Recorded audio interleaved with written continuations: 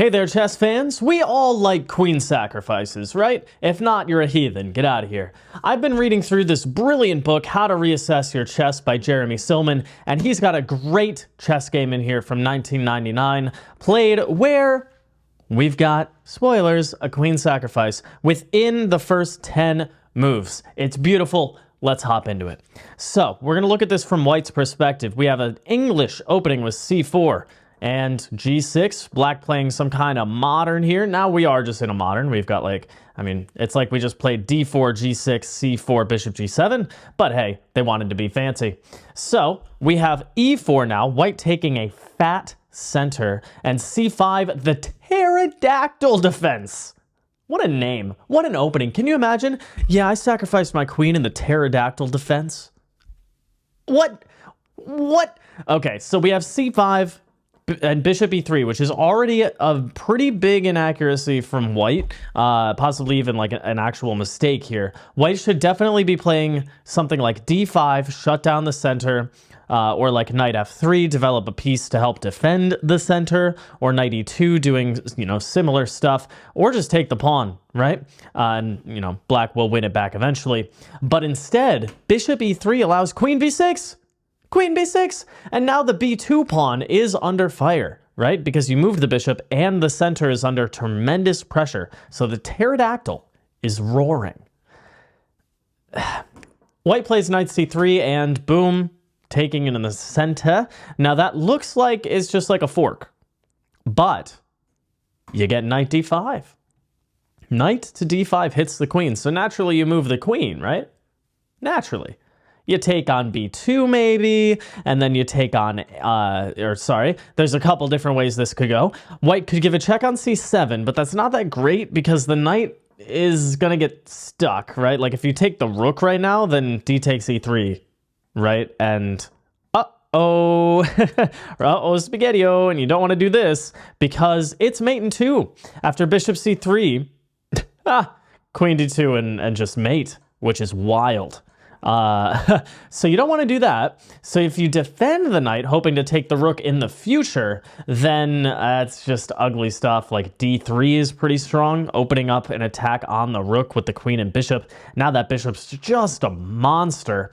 And yeah, rook c1 here, for example, bishop d4, queen d2 trying to trade, and then g5. If you take that, then you're just going to lose the knight here. So that's no good. And if you go back, then bishop takes f2, and when all the dust settles, you're just down 2 pawns. So, yeah, and your bishop sucks. It's quite sad. So yeah, not the best. Let's go back. White could instead try rook b1. Black could take the other pawn on a2, and then rook to a1, bouncing the queen around. The queen then goes to a3, no repeating. Knight c7, let's try this again. You don't want to take the rook. Again, because of d takes e3, and now f2, and it's even worse if you take that because the queen's coming in here, so that's no good. So you don't take the rook. Instead, white could drop the knight back, hit the queen goes here, and we could get something like this, where white's king is in the center, but, white has given 2 pawns up. Black is better for sure, but white has some compensation due to the open lines and black can't castle, right? The bishop is pretty active. The knight's going to come in, maybe f4, I'm not sure, with the knight developing behind it. First, you have to defend this pawn, though. The rook, again, is pretty active with the bishop. The queen is going to get in eventually. So white has play, but it's very imbalanced. But black had other plans for imbalances, and sacrifices the queen with d takes e3. This is so unnecessary. So unnecessary. You're just giving up a full queen. Sure, you're bringing out the white king. And look at this. Look at this. Black's just down a freaking queen. But what did they get for it? Let me read you a quick quote from the player himself. Who actually did this and sacrificed the queen. Don't run anywhere. I'm going to read you a fun little quote, and you're going to learn a lot about imbalances here. For the queen, black has an ultra-safe king, 2 minor pieces, an extra pawn, plus almost complete dark square control. Also, consider the lovely squares black has for his minor pieces, e5, e6, c5, c6, and maybe even d4 beckon piece placement. White has a displaced king, development deficit, and a horrible light-squared bishop with no active prospects. Woof. He didn't say that. That's me. No active prospects. He is faced with the immediate loss of 2 more pawns with bishop takes b2, right? And then the rook's got to move, and then you're going to lose a2. So he's risking losing 2 more pawns. So his queen is confined to defensive duties. One other critical factor to be considered is that white does not have a single effective pawn lever at his disposal. No pawn breaks for white. He does not even have the prospect of an active exchange sacrifice to alter the position. Only perhaps passive sacks with rook d5 at some point to maybe open up some lines. But yeah, how about that? All of that going through this guy's head playing the game, calculating and seeing this position and evaluating all of that from here, at least. Maybe even here. I don't know. I don't know how good this guy is. But yeah, just wild. So let's hop back into the game here. Hopefully I didn't put you to sleep. So we've got queen d2, defending the b2 pawn, right? As you said, the queen is going to have to be passive. And let's see, knight c6, both sides develop a little bit. White has to defend the e4 pawn. That's hit by the knight, and that's a fork threat, by the way. So bishop d3, but look at the bishop. Man, that bishop is so sad. So knight g4. Getting active right away, all up in white's face. The king moves to e2, hoping to get the rook to f1 and castle by hand at some point. Castles from black, just chilling with this monster of a bishop. And h3 kicks the knight back to the center. We trade, but knight d4. You think you're going to take in the center? Not so fast. We're getting into the dark squares, baby. Knight d4. We're going to have to move the king, and bishop takes e5. Look at this. Look at, oh my goodness. The dark squares are just delicious for black. Meanwhile, white's king is not too happy to be where he is on f2. Should have made different choices. Yeah, but here we are. Rook f1 and d6, stabilizing the bishop in the center, controlling c5 even more, and most importantly, opening up the light squared bishop. I can't even, okay, there we go, to d7 or maybe e6. King goes to g1, so white has successfully castled by hand. And you see the engine does give white a slight edge. Now, of course, it's a computer who has an extra queen, right? There's no way the computer loses this game. And of course, the queen is going to have some kind of advantage here. But as a human being,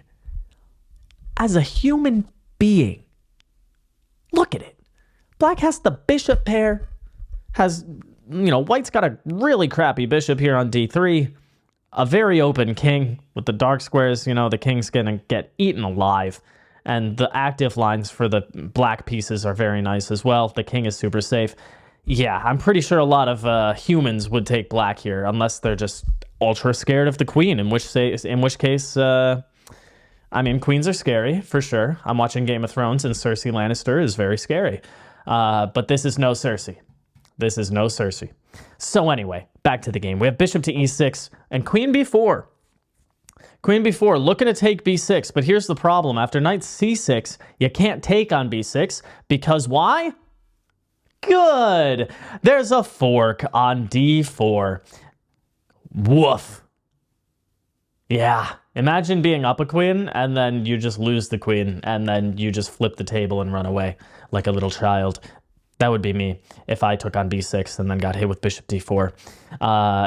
I blundered a similar game in an over-the-board tournament against like an 8-year-old kid. I didn't blunder my queen, but I did blunder a piece or something because I missed a check that he had, and it was like a discovered thing, and I was just so mad I resigned right then and there. It was rough, and it was like 15 moves into the game, and the kid, I went, good game, and I stopped the clock, and he went, you resign? And I was like, yeah. He's like, yes! He was so happy. Anyway, yeah, you can't take on b6, so instead, queen b5, but then rook a5. And all of a sudden, spaghetti-o. Black's rooks are super active now on this a file, and that is not going to be good for the white queen, who is now pinned to that light squared bishop here. The pawn is pinned to the queen by the light squared bishop.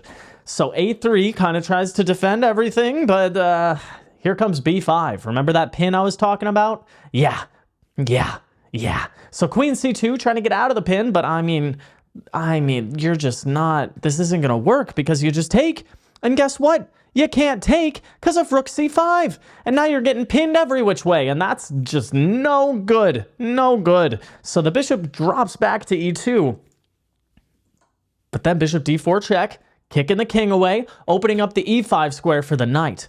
Oh man, look at this. Complete dominance. White has not moved a piece to black's half of the board the entire game. Twice. Look at that. If we go back from the very beginning. 1, 2, if you call the capture a move, into black's half of the board. 3 with that capture. And then, queen b5, I guess, is 4, but you get kicked right out.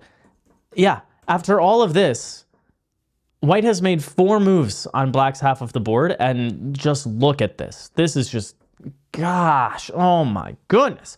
It's horrible. I just looking at the position, I just want to cry. So rook a to d1 here hits the bishop. The bishop just drops back to c5, completely solid. And white at this point is just shuffling. Doesn't really have anything to do. So b5, here come the pawns. Uh-oh. Queen c3, maybe try and hold it together. Just shuffle a little bit and hope black makes a mistake. White is not having a good time at the board right now. So rook to a4, preparing b4. Uh-oh. We take. But then now that b2 pawn looking mighty weak, and you got to play really passive defense for it here. That's just... So rook b3 hits the queen. The queen drops back to d2, and here we come to e3. The rook has infiltrated, supported by the very strong bishop on c5. The knight is coming in at any moment, and the light squared bishop could sack maybe at some point. And also c3, and the bishop opens up to the rook. Yeah. And white is only up technically 1 point of material, but it feels like you're down by 20. So queen c2 shuffling, but here comes c3. Yeah. So white tries to sack the exchange for counterplay against f7, right? That's kind of white's only hope right now, but the knight is defending. So there's nothing. We just take the rook. And now black is up material. How about that? Bishop to g4 and e6. So white getting desperate, trying little tricky things. Because if you take the bishop, then white gets a little bit of hope. And hope is a very dangerous thing to have in a chess game for your opponent. Because now all of a sudden, the queen gets in and black could blunder mate somehow. Right? Like, you could blunder mate in 1 here. White has hope. White plays these moves, and then white sits there and goes, well, who knows? Maybe I'll win the lottery. But, alas, these moves never made it onto the board because black just went to f8 with the rook. So white reroutes the bishop to d5, and, king g7 here, queen a6, and e6, white again getting desperate, hoping for a perpetual check in a moment. Also, if you're playing this game with white, you've been having this migraine of a position since the 6th move of the game. You just want to be done. You either just want to lose, or you want to try your best to do like a perpetual check. So white just goes all in, sacks the bishop here, trades the rook, and hopes that somehow there will be a perpetual check, but there's just not. The knight drops back to d7, and yeah, the 2 minor pieces, the rook and the armada of pawns and the weak king, will prove fatal in just a moment. So we have queen to a8, but rook e1 check, king h2. Now this is a very interesting maneuver that black is about to do. The bishop wishes it could give a check on the h2 b8 diagonal, but it can't. There's a pawn in the way. So how do you get to that diagonal? By going to g1 check, the king goes to h1, then bishop d4 discovered check, and you reroute to e5. Isn't that nasty? Isn't that just nasty? You're like, I want to teleport my bishop to e5. How can I do that? Maybe a little boing, boing, boing. Like a 5-year-old on sugar, right? Boing, boing, boing, boing, boing. And all of a sudden, yeah, white just resigns here. Because what are you going to do? What are you going to do? This is dead. Your king is dead. And the white queen is on a8 for some reason. This is a very picturesque moment for the entire game. Just a completely solid Tetris piece right here with a couple random pawns and the king just about to get obliterated by the rook and bishop, and the queen can do absolutely nothing about it. If you made it to the end of the video, thank you very much. Appreciate it as always. Make sure you like and subscribe if you did like the video. Help this video get shown to more people. Grow the channel a little bit. I would appreciate that as well. All right, I've taken up enough of your time. Have a great rest of your day. Go play a chess game.